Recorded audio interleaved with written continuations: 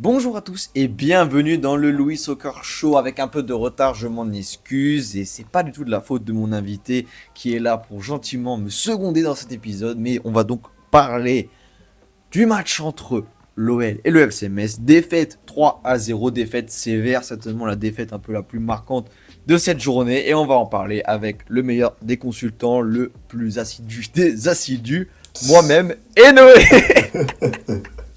Comment ça va, Noé? Ça va, j'aime bien tes introductions, toujours très précises, très clean, y a pas de problème.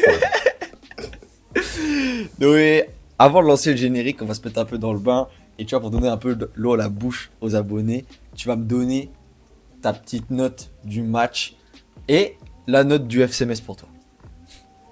Ah, attends, la note du match, c'est-à-dire la note Comment globale t'as du aimé le match. match globalement? Ah, Est-ce que ok. t'as trouvé du plaisir? Voilà, donc du coup, si c'était pour pas dire la note de Lyon, mais on va dire la note du match en général, puis après la note de Metz. En vrai, je vais dire un... Alors la note du match, je vais te dire un 4, parce que perdre 3-0, c'est toujours compliqué. Après, y a vraiment pas eu que du négatif, donc je vais Ok. te dire un 6. C'est un peu dur comme question, Ah mais mais je vais ici dire on n'est 5. pas là 5, je vais pour dire faire 5. dans la simplicité. Ici on est là pour avoir une rigueur éditoriale, pour regarder tous les matchs, pour regarder les statistiques, pour regarder Ah oui, tout. c'est le plus important pour Et j'ai débattre. envie de te dire qu'on va en débattre juste après le générique.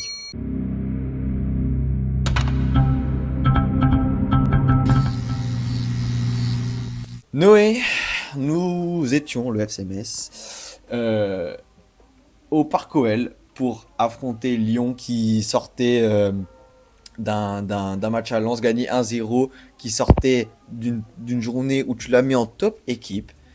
Et 3-0 au final. J'ai l'impression que moi, c'est l'équipe qui ressort de cette semaine. On en parlera peut-être dans le débrief de semaine. Mais qu'est-ce que t'en as pensé de ce match? Est-ce que du coup, tu me dis qu'il n'y a pas que du négatif? Comment ça? Parce que moi, je trouve que j'ai du mal à voir le positif au FC Metz.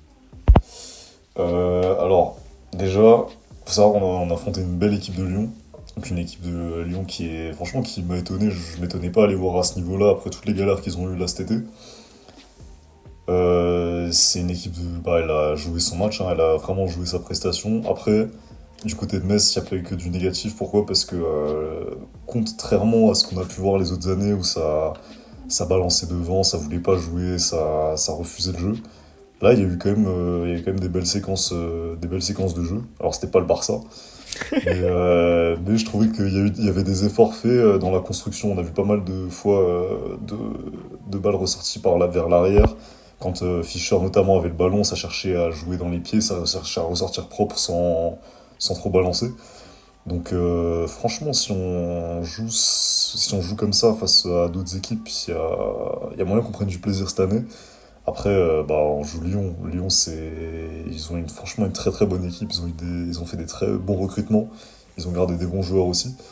Et bah, franchement, ce qui a parlé, c'est la différence de niveau. 3-0, c'est un score assez sévère, mais c'est juste, hein. En vrai, ils sont vraiment bien au-dessus de nous. Mais j'ai pas été complètement dégoûté non plus de ce que j'ai vu dans le match. C'est juste, ouais, il aurait fallu concrétiser ces belles phases de jeu.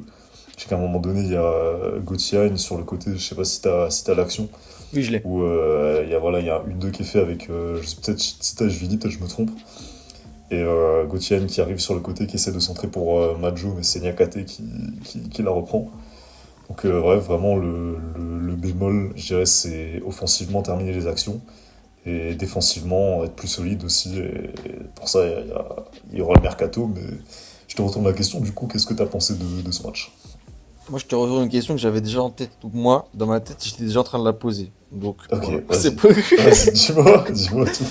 C'est que là, tu me parles d'une bonne équipe, mais est-ce que tu me ferais l'affront même de me dire que défensivement, ça suffirait?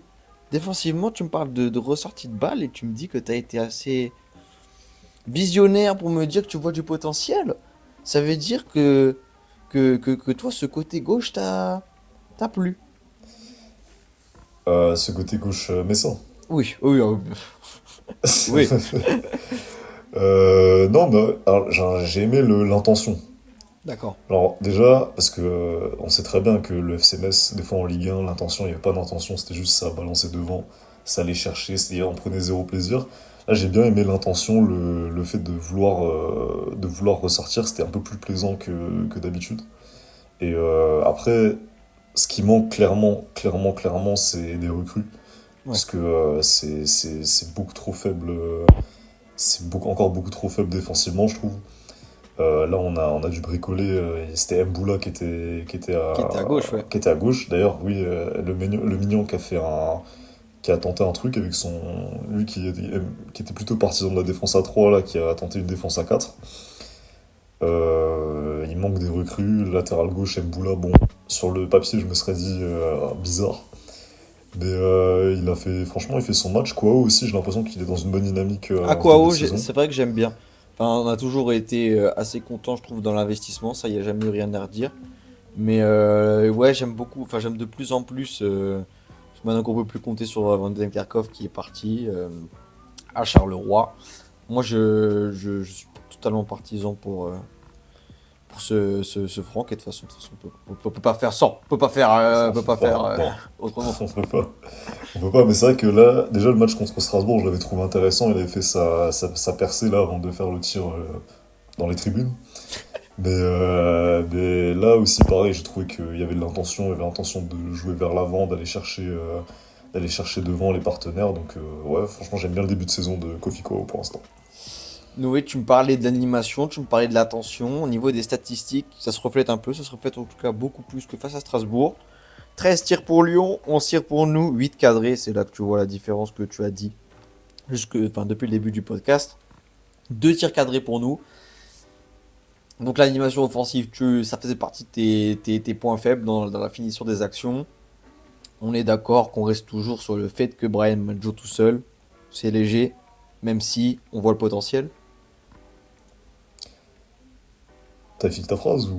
Ah oui, c'est une petite Ah, question. ok, Tu vois, je lève le ok. ton, je fais Ok, Noé. non, je me suis dit peut-être qu'il y avait quelque chose derrière, je me suis dit, Non, ok. non, c'est une question un peu en suspens parce que j'aimerais avoir ta petite confirmation qu'on s'était dit peut-être en off parce que ouais, on voit, enfin moi toujours je vois le potentiel du garçon, mais après attention à pas le cramer mentalement et à bien instaurer pour moi justement une progression pour lui, non?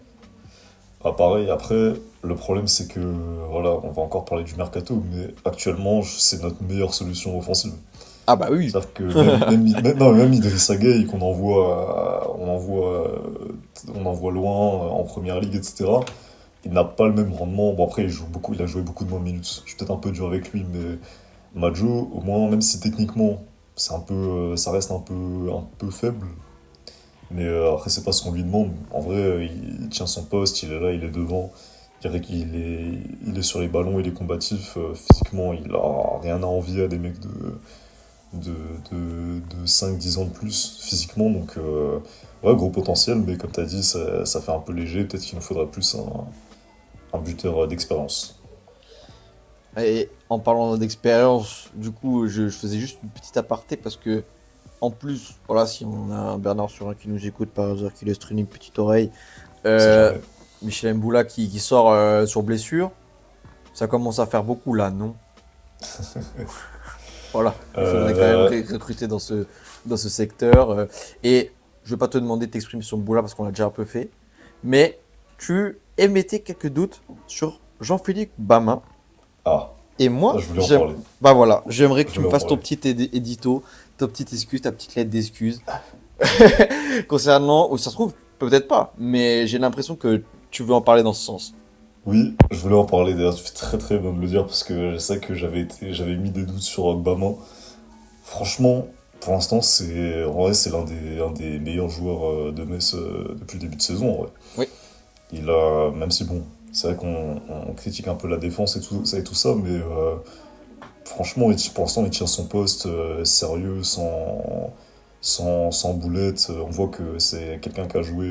Enfin, je sais pas si tu l'as ressenti aussi, mais ah, tu ressens que c'est un totalement. mec qui a joué à haut niveau, qui a joué en première ligue, qui a joué. Un mec qui a de l'expérience, quoi, déjà. Totalement, Et qui voit le jeu venir, qui sait anticiper. Je pense qu'en Allemagne, il a dû voir des longs ballons arriver. En première ligue, il a dû prendre des coups. Voilà, il est grand, il voit le jeu venir, il sent les bons coups.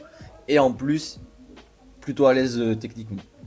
Exactement. Franchement, rien à redire. Franchement, s'il continue comme ça, ça va être une grosse pièce maîtresse pour cette saison. Après, moi j'ai quand même pas envie. Moi je suis d'accord, mais c'est que enfin, personnellement, je suis pas très fan des milieux qui se reconvertissent en défenseurs centraux parce que je pense au niveau du plaisir et du mental. Surtout, voilà, comme tu l'as dit à Metz, des fois il va falloir aller le chercher. Quand ça va commencer les mois durs où il va faire froid, je veux que tout le monde prenne du plaisir. Et au-delà de la blague, je pense quand même qu'il est très bon et je sais pas en fait à quel point on a été clair avec lui sur le fait que tu jouerais défenseur toute l'année ou si il y a une possibilité qu'il soit remonté, même si du coup moi je suis convaincu dans ce poste-là pour lui. Bah, déjà, il y a plusieurs choses. Déjà, à savoir, est-ce que le Mignon va plutôt partir sur sa défense à 3, est-ce qu'il va retourner sur sa défense à 4? Ça peut changer aussi un peu les choses. Mhm. Parce que contre Strasbourg, il était axial dans la défense à 3. Ouais, Là, il était défenseur central gauche. exactement. Et il y a le fait aussi que le milieu de terrain, mine de rien, il est quand même assez fourni. Avec Boubacar Traoré qui est plutôt bon. Demain Gueye, bon, qui était pas là, qui va revenir. T'as Stambouli. T'as quand même aussi du monde au milieu, donc à voir. Après, s'il est performant en défense et que c'est un poste qui lui convient, voilà. Après, tout dépend. En fait, tout dépend de voir comment est-ce qu'on va recruter, comment est-ce que le Mignon compte jouer. Mais moi, je vois pas de problème, en tout cas pour l'instant, à le laisser défenseur central tant qu'il continue comme ça. Ok. Avant de parler des deux derniers joueurs qu'on n'a pas cités qui étaient titulaires, je voulais aborder un petit point. C'est que j'ai l'impression que tout le monde a fait la préparation physique sérieusement parce que contre Strasbourg, tout le monde on a craqué, enfin un peu sur un oubli, mais en tout cas j'ai l'impression que tout le monde suivait physiquement et je sais pas si tu as cette impression là que des fois on arrivait, on était en retard par rapport à d'autres équipes. Là, sur le score ça se reflète pas tellement, mais moi j'aime bien notre dépense énergétique. Ouais, ouais, je trouve que... Non. Non, non, Ok, mais... Noé. Non, mais en vrai, écoute, je me suis pas fait la réflexion, mais ouais, ça a été plutôt. Enfin, on a été plutôt sérieux. Moi, je pensais vraiment, pour tout te dire, déjà contre Strasbourg, j'avais un peu plus peur que, que ce qui s'est passé réellement contre Strasbourg. Mhm. Donc ouais, non, la préparation physiquement, elle a été bonne. Est-ce que le 8-0 à Fenheim aussi a pas fait bouger les têtes et a fait que tout le monde se mobilise vraiment bien pour les deux premiers matchs du championnat? Ouais, peut-être. Voilà, du coup, on n'est clairement pas d'accord dessus, mais c'est pas grave. C'est aussi. Non, mais je l'ai Non, non, pas, non, je l'ai je pas rigole, je ressenti, rigole. mais c'est vrai que voilà. Mais du coup, on va parler des deux derniers joueurs qu'on n'a pas cités, qui pourtant sont importants, parce que c'est ces deux recrues. Qu'est-ce que tu as pensé de nos deux ailiers géorgiens Noé, on l'avait déjà vu, Tsitashvili sur le premier match, on l'a vu de l'autre côté. Qu'est-ce que tu en as pensé de ces deux joueurs? À Buashvili, je trouve on l'a un peu moins vu sur le match Enfin, on l'a moins vu que Tsitashvili. Mhm. Vraiment, je trouve que Stashvili, c'est un potentiel vraiment un joueur technique, un joueur qui peut Le faire la rein, différence dans coup les de petits rein. espaces. Exactement, coup de raccroché. Donc ouais, non, franchement, Stashvili, gros potentiel. Abiashvili, j'ai un peu moins vu là, mais je pense que ça va faire l'affaire quand même pour cette saison. On va rapidement parler du coup de Lyon. Moi, je vais en dire quelques mots. Je vais juste confirmer un peu tes propos. C'est que franchement, c'est une équipe très forte qui est venue avec des noms qui sortent un peu de nulle part. Voilà, il y a quelques noms connus, mais sinon, c'est une équipe new gen. Et franchement, bravo parce que j'ai un peu l'impression moi, de sortir les coups intelligents. Et dans ce cas-là, c'est là qu'on voit le travail qu'il fait à l'intersaison. Et surtout, t'as l'impression vraiment que c'est un collectif, quoi. C'est vraiment un collectif, il y a des cadres. Et en plus, Bikotadze, il a l'air de bien s'épanouir, donc je suis pas content pour lui, mais je suis content pour lui. Je vois ce que tu veux dire. Ouais, je suis d'accord, hein. Franchement, est-ce qu'il y a. Je crois que je l'ai déjà mentionné, mais est-ce qu'il n'y a pas aussi le fait que tu joues avec un peu moins de pression que les années précédentes, vu ce que tu as failli te manger cet été? Est-ce que le truc, ça a soudé encore plus l'équipe? C'est vrai qu'on a l'impression de voir une équipe vraiment soudée. Moi, en termes de collectif, c'est peut-être l'une des meilleures équipes depuis le début de saison. Donc, enfin, il n'y a que 2 matchs, mais Hmm. c'est une des meilleures équipes, je trouve, de ce qu'on a vu jusqu'à maintenant. Donc ouais, il y a ils ont des choses à aller chercher Lyon cette année. Ok Noé, est-ce que tu as quelque chose à rajouter? Un petit mot, un petit bonbon que ça a gardé pour la fin? Peut-être le fait qu'on soit à 5 jours de la fin du mercato et qu'il n'y ait toujours pas d'avancée, qu'on va certainement brader certains joueurs, certains prix et se retrouver avec un, un gars qu'on voulait pas forcément en défense. Ah, Panic Buy. Tu parlais de Panic Buy. Tu le sens le panic buy ou pas? Sur le Panic Buy, écoute, on verra. Moi, je fais confiance aux dirigeants, à la direction. Même si c'est vrai que ça commence à, l'heure, elle commence à tourner un peu. Tac. Mais ouais, c'est clair qu'il y a encore plein de manques et je pense que d'ici la fin, je pense que cette semaine va être assez chargée, en tout cas je l'espère. Ok. Et si c'est pas le cas, c'est inquiétant. Voilà. Bah, c'est clair en fait, c'est juste en fait le maintien est entre leurs mains. Et le maintien, il se joue directement maintenant, pas au mercato hivernal, quand on va vouloir redresser la barre. Ça se joue maintenant, messieurs. Voilà, l'appel est lancé et on espère que vous y répondrez. Et oui, parce que en plus de ce que j'ai vu des autres équipes de Ligue 1 pour l'instant, il y a quelques équipes que je trouve franchement abordables. Mhm. Donc ouais, il va falloir surtout aller chercher les 3 points. Ça va être important. C'est la semaine prochaine contre Paris, Ouais, qui a encore pris 0 points. Donc franchement, terminer avec les 3 points, ce serait bien de ne pas faire les 3 premiers matchs à 0 points. Si on pouvait marquer un but aussi, parce qu'on n'a toujours pas marqué de but. Donc ouais, le match contre Paris, je pense qu'il va être très important. Il va falloir bien se préparer. Et puis voilà, après il y aura la trêve. Mais c'est clair qu'engranger 3 points, ce serait vraiment bien juste avant la trêve. c'est clair, marquer un but, tout ça, tout ce que tu as dit, c'est très Oui, important c'est vrai. pour.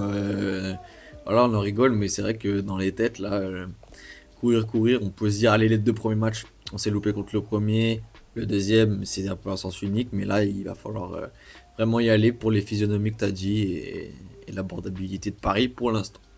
Exactement. Merci beaucoup, Noé. Merci à toi. Et ben, n'hésitez pas à liker ou dire ce que vous avez pensé. En tout cas, voilà, on se retrouve, nous, dans une prochaine vidéo pour parler de la journée 2 de Ligue 1.